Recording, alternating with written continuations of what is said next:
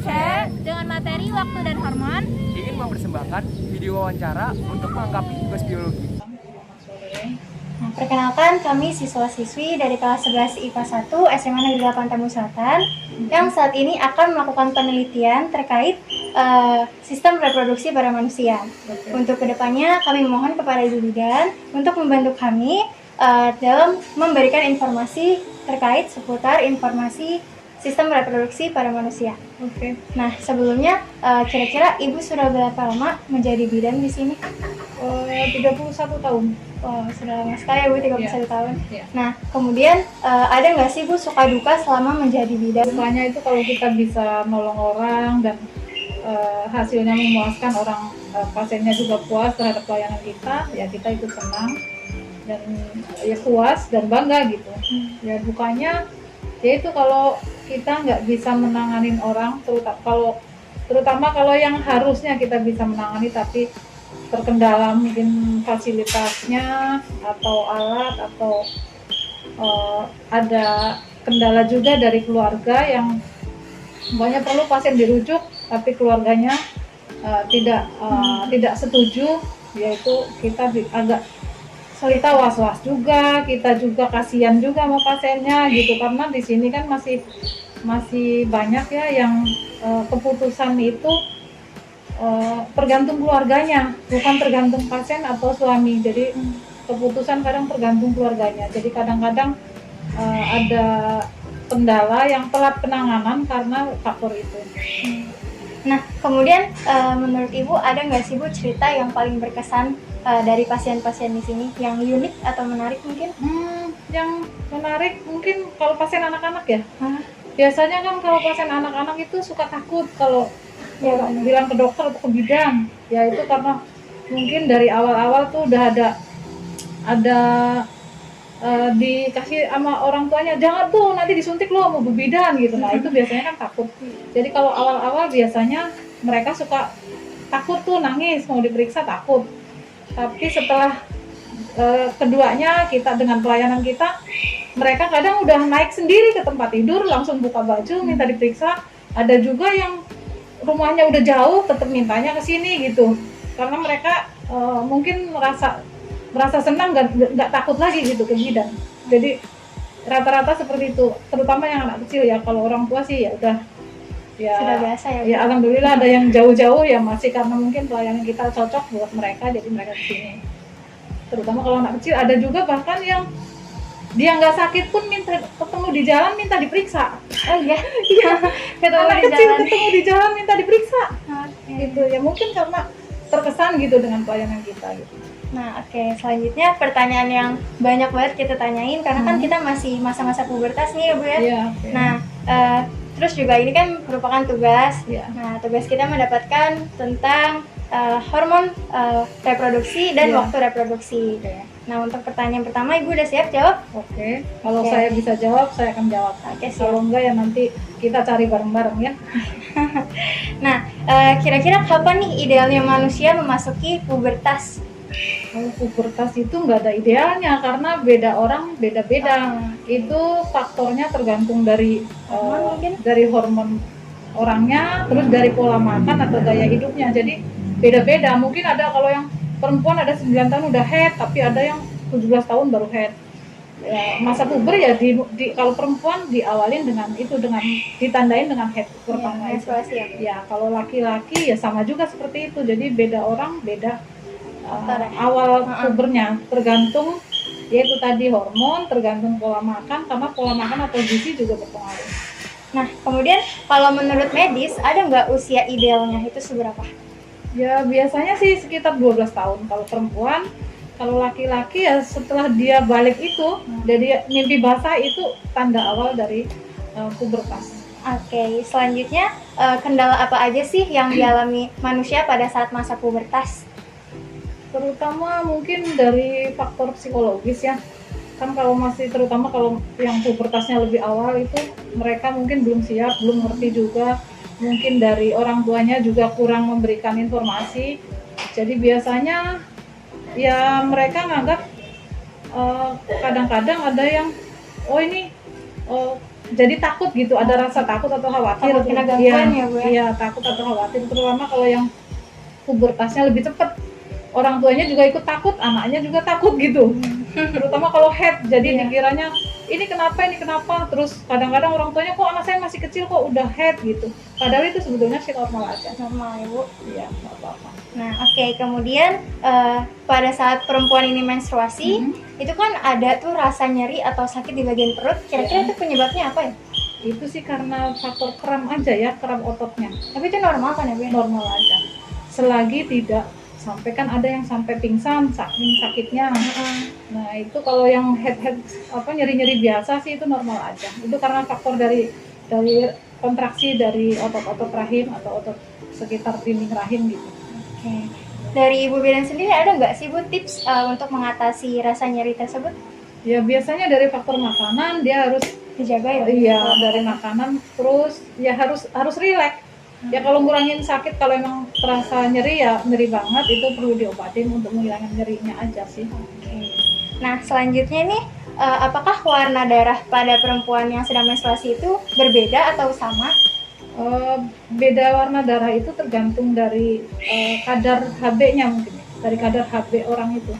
Jadi semakin kalau HB-nya normal bagus ya biasanya warna darahnya lebih segar, ya warna darah merah segar gitu. Tapi kalau yang HB-nya rendah biasanya juga darahnya lebih banyak dan warnanya lebih muda. Oke. Nah, selanjutnya nih, apa saja faktor yang menyebabkan menstruasi itu nggak teratur? Jadi kan kadang perempuan yang menstruasi kayaknya ada yang 2 bulan dalam 2 kali dalam 1 bulan, atau mungkin kurang dari 1 bulan tuh kurang dari 7 hari. Itu apa faktor penyebabnya? Itu faktor utamanya dari hormon. Jadi hormonnya mungkin nggak stabil gitu. Oke. Karena kan hubungannya erat banget hormon dengan siklus head itu. Emang dipengaruhi dengan hormon itu. Jadi ya kalau nggak teratur ya biasanya dari hormon. Oke. Nah, selanjutnya nih, apakah penggunaan menstrual cup itu berbahaya atau tidak? Kan ada yang memakai pembalut dan juga ada yang memakai menstrual cup nih yang baru gitu. Itu bahaya nggak sih? Kalau menstrual cup itu kan mestinya untuk yang sudah menikah. Karena dia kan harus masuk. Kalau untuk anak gadis ya tidak disarankan. Nah, itu juga bahayanya ya sebetulnya dengan pembalut atau menstrual cup itu Sama saja ya, Bu? sama aja, karena tergantung faktor kebersihannya. Kalau dia bersih dan banyak sering ganti, jangan dari seharian nggak diganti ya sama aja, mau pembalut pun beresiko jadi infeksi. Oke, kemudian pertanyaan selanjutnya, bagaimana cara perempuan nih menjaga kesehatan alat reproduksinya ketika sedang menstruasi? Ya kalau lagi menstruasi terutama jaga kebersihan. Terus kalau emang headnya banyak ya perlu minum vitamin ya. Minum vitamin terutama tambah darah karena buat mengurangi resiko anemia ya. Gitu. Nah, selanjutnya, kapan sih manusia itu disebut matang untuk bisa bereproduksi? Biasanya kalau untuk perempuan ya di atas 20 tahun. Kalau untuk laki-laki? Laki-laki sebetulnya sih sama aja, karena kalau laki-laki itu kalau dia udah balik ya spermanya udah bisa membuahi gitu. Cuman secara matang untuk reproduksi itu kan nggak cuman bisa hamil gitu doang, nggak, tapi dari faktor kesiapan mentalnya juga gitu. Jadi nggak cuman fisik doang, tapi kalau untuk perempuan ya fisiknya itu emang perlu banget menunjang gitu, karena kalau di bawah 20 tahun itu Banyak ya, Bu, resikonya? Reproduksinya, fungsi reproduksinya sebetulnya belum bagus gitu, belum sempurna. Nah, kira-kira ada nggak resiko wanita yang hamil ketika umurnya sudah tua ataupun muda? Ya banyak sih. Kalau terlalu muda, yaitu yang pertama fungsi reproduksinya belum sempurna. Terus berikutnya mentalnya juga belum siap. Mungkin kalau sekarang sih seharusnya udah banyak informasi di internet, tapi kadang-kadang kan anak muda internetnya bukan buat nyari ilmu.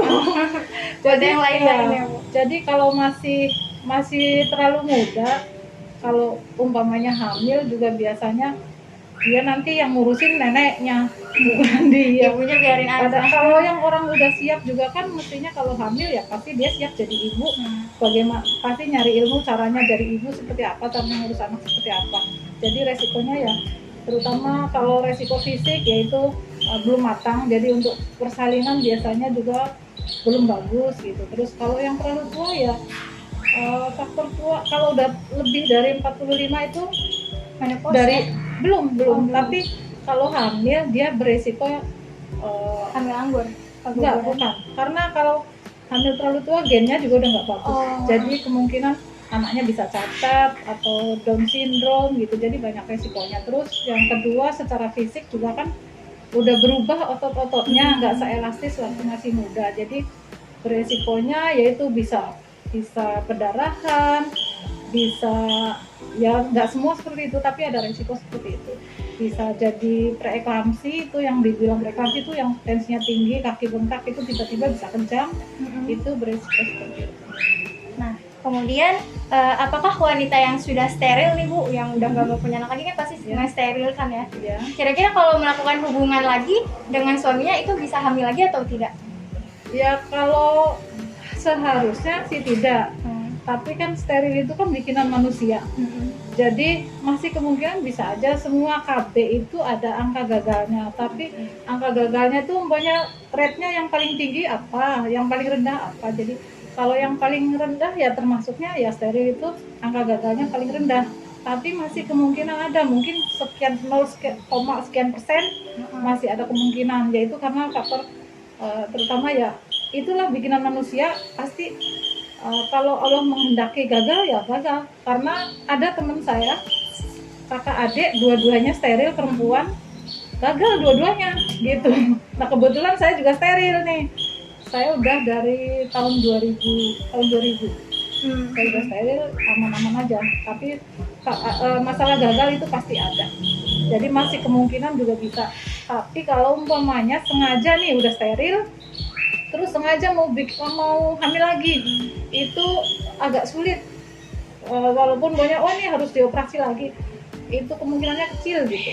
Tapi kalau gagal pasti ada angka gagal, tapi kalau sengaja mau hamil lagi itu faktor berhasilnya susah, sedikit sekali. Oke. Nah, pertanyaan yang selanjutnya nih Bu, kapan dimulainya produksi sel telur pada laki-laki? Sperma. Oh ya, sel sperma. Ya pas balik itu udah mulai berproduksi. Iya. Kalau buat perempuan sel telur ya pas head. Kalau head itu menandakan bahwa dia sudah ada masa subur gitu. Kalau belum ada head, belum ada masa subur atau sel telurnya itu belum matang. Karena sel telur matang itu nanti hormonnya kan beda ya. Nanti dia akan mempengaruhi kematangan sel telur. Nah, kematangan sel telur nanti akan, kalau tidak ada pembuahan akan terjadi head gitu. Jadi ya waktu head itu. Oke.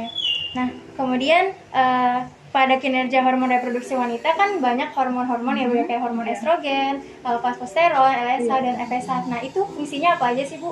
Kalau estrogen dan progesteron itu dia akan membentuk sistem reproduksi, terutama kayak banyak. Kalau buat perempuan ada pembesaran payudara, terus buat laki-laki ada tumbuh kumis, tumbuh rambut di kemaluan itu. Kalau estrogen, kalau progesteronnya, kalau FSH itu buat pematangan sel telur. Terus kalau LH buat menstimulasi siklus head. Oke, nah pertanyaan yang selanjutnya, apakah ada kaitannya antara hormon reproduksi dengan kesuburan baik pria maupun wanita? Gimana tadi? Hormon?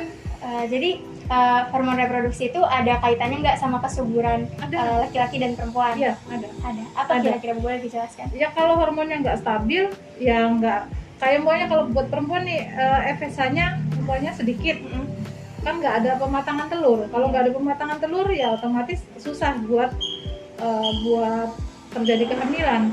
Nah kalau buat laki-laki begitu juga, ada hormon testosteron, itu dia yang mempengaruhi produksi sperma. Jadi kalau spermanya sedikit atau spermanya encer, ya mempengaruhi juga. Jadi pengaruh kesuburan itu nggak cuma hormon aja, tapi masalah kesehatan yang lain juga berpengaruh.